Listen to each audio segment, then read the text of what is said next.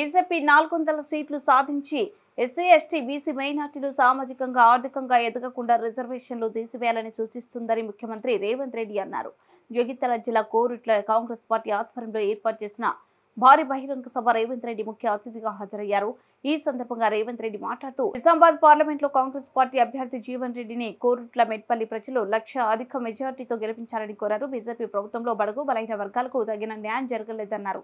జనాభా తమాషా ప్రకారం రిజర్వేషన్ కావాలని రాహుల్ గాంధీని యువత కోరారని, కాంగ్రెస్ పార్టీ అధికారంలోకి వస్తే జనాభా గణన చేయమని రాహుల్ గాంధీ హామీ ఇచ్చినట్లు తెలిపారు. జనాభా గణన చేయడానికి బడ్జెట్ కూడా కేటాయించమని రేవంత్ రెడ్డి చెప్పారు. దళితులకు బలహీన వర్గాలకు న్యాయం చేయాలని చూస్తుంటే బీజేపీ మాత్రం రాజ్యాంగాన్ని మార్చి రిజర్వేషన్లు రద్దు చేయాలని చూస్తుందన్నారు.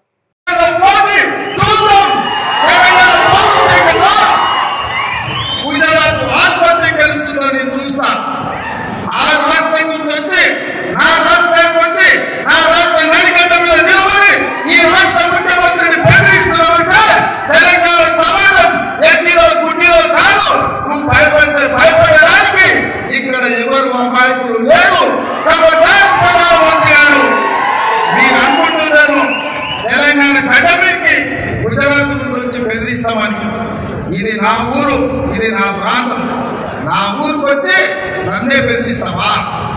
నేనేం మాట్లాడినా రిజర్వేషన్లు రద్దు చేయొద్దని అంటున్నా, రాజ్యాంగాన్ని మార్చొద్దని అన్నాను. ఒకవేళ నీకు నచ్చుదే నా మాట విను, నచ్చకపోతే నా ఇష్టం. రాజ్యాంగం మారితే రిజర్వేషన్లు రద్దు చేస్తానని ప్రజలు ఓట్లాడు, ప్రజలే తీర్పిస్తారు ఎవరి పక్కన నిలబడాలి. అంతే తప్ప మీరు ఆలోచన చేయండి సోదరులారా. పక్కూరు మన ఊరికి వచ్చి మన ఊరు చౌరస్తలు నిలబడి మనల్ని అవమానించే విధంగా మన ఊరు వాళ్ళను తిట్టు ఊరుకుంటే మనం ఊరుకుంటామా? ఉంటామా? మనకి ఏమన్నా విభేదాలు ఉండొచ్చు, మనకి భిన్నాభిప్రాయాలు ఉండొచ్చు, కానీ మన ఊరికి సమాంతరంగా ప్రచారం చేయాలి. ఇవాళ ఒక్కసారి ఢిల్లీ పోలీసులను హాజరుగా భూమి దాడి చేసిన అమిత్ షా గారు ఏం దౌర్జన్యమైంది? నేను ఇలా కోరుట్లలో మీటింగ్ పెట్టుకున్నా, సాయంత్రం కుటుంబాలు పెట్టుకున్నా, ఆ తర్వాత శేర్లింగపల్లి పెట్టుకున్నా, రేపు జగిత్యాలకు వస్తున్నా. నేనంట ఎన్నికల ప్రచారం అంతా మానేసి ఢిల్లీ పోలీస్ స్టేషన్ లో రాజ్యాంగం ఎందుకు రద్దు చేస్తున్నారు, రాజ్యాంగాన్ని ఎందుకు మారుస్తున్నారు అని అడిగినందుకు ఢిల్లీ పోలీస్ స్టేషన్ లో ముద్దాయిగా పోయి నేను హాజరు కావాలంట. ఇదేనా ఇది ప్రధానమంత్రి గారు? మీకు ప్రధానమంత్రికి బాధ్యత ఇచ్చింది ప్రజలు రేవంత్ రెడ్డిని పోలీస్ స్టేషన్లో వేయడానికేనా? ఇదా మీరు నేర్చుకున్నది? ఇట్లా భయపడి ఎంతకాలం మీరు రాజ్యాన్ని వేస్తారు? ఇట్లా భయపడించి ఆధిపత్యం చెలాయించి అన్యాయంగా రాజ్యాలు వేయాలనుకుంటే నిజాం నవాబ్ కేపానికి ఏం గతి పట్టిందో కనుక్కోండి. రజాకర్ల పరిస్థితి ఎక్కడికి పోయిందో. మీకు రిజర్వేషన్లు ఇచ్చి, మీకు విద్యలో రిజర్వేషన్లు ఇచ్చి, మీకు ఉద్యోగాలలో రిజర్వేషన్లు ఇచ్చి, ఇవాళ మీకు రాజకీయాలలో రిజర్వేషన్లు ఇచ్చినందుకే అట్లూరి లక్ష్మణ్, కవంపల్లి సత్యనారాయణ, మేడిపల్లి సత్యం లాంటి వాళ్ళు ఎమ్మెల్యేలు విప్పులైనరు.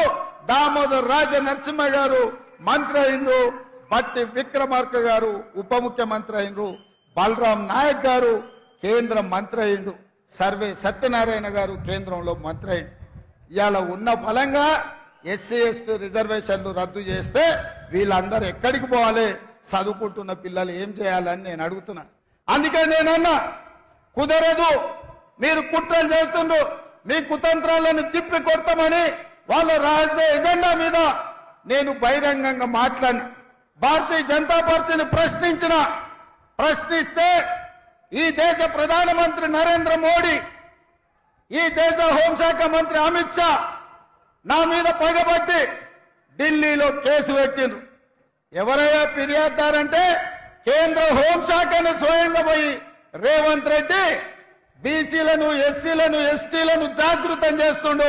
వాళ్ళ రిజర్వేషన్ల రద్దు మీద ఊరూరు తిరిగి ప్రచారం చేస్తుండు. ఆయనను అర్జెంటుగా అరెస్టు చేయాలని ఢిల్లీలో కేసు పెట్టిరు. నేను అడుగుతున్నాడు నా మిత్రుల్ని, ఒకవేళ నేను మాట్లాడింది తప్పైతే ఈడ బీజేపీ నాయకులు లేరా? ఈడ మీ ఎంపీ ధర్మపురి అరవిందే బీజేపీ కదా, పక్కన బండి సంజయ్ బీజేపీ కదా, ఆ పక్కన కిషన్ రెడ్డి గారు కేంద్ర మంత్రి కదా. తెలంగాణలో ఎందుకో కేసు పెట్టలేదు, ఎందుకో ఫిర్యాదు చేయలేదంటే ఈ